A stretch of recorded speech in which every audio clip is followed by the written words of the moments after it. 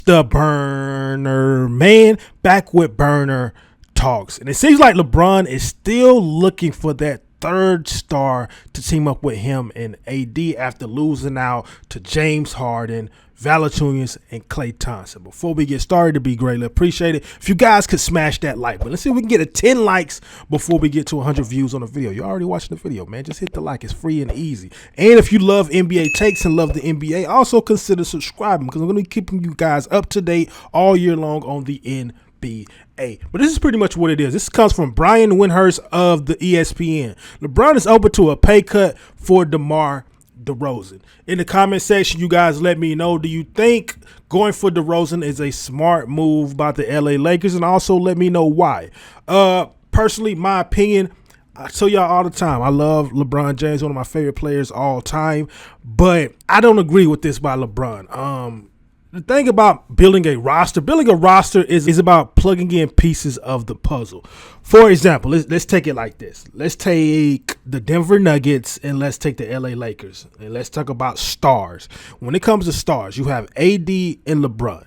And you have Murray against the Joker. Out of those two, which duo are you taking? Me personally, I'm taking the Lakers duo. But when it comes to teams, I'm taking the Nuggets. Why am I taking the Nuggets? Because they have a better team. It's not about your duo or your superstars. If that was the case, Phoenix Suns wouldn't suck so bad. You know what I'm saying? It's about having a good team. You have to have good role players if you're going to make it far in the NBA. Same thing when you think about the Nuggets and the Timberwolves. You got Joker and Murray against Anthony Edwards and Cat. I'm probably taking the Nuggets, but they have a good team around those guys. They have a bunch of dogs. You got your off the bench. You have your Nas Reeds.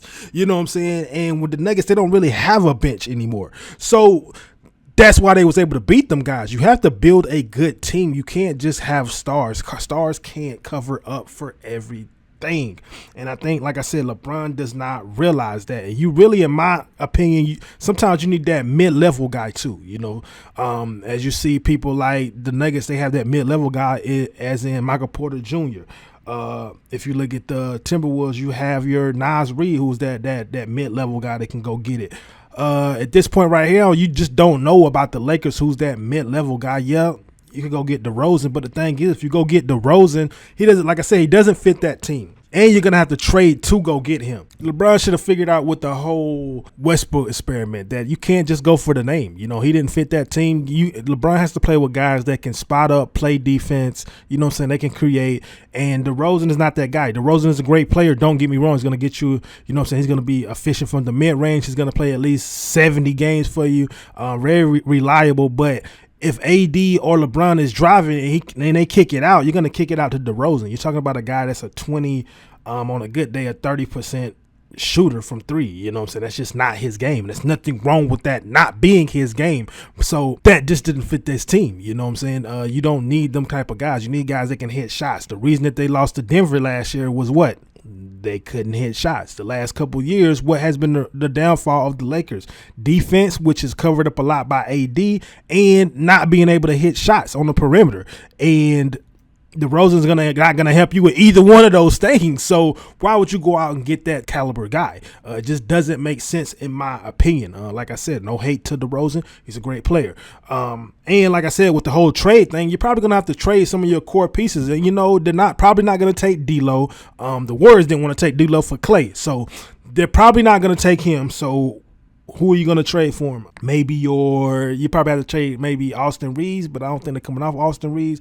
But you might have to trade somebody like Vando.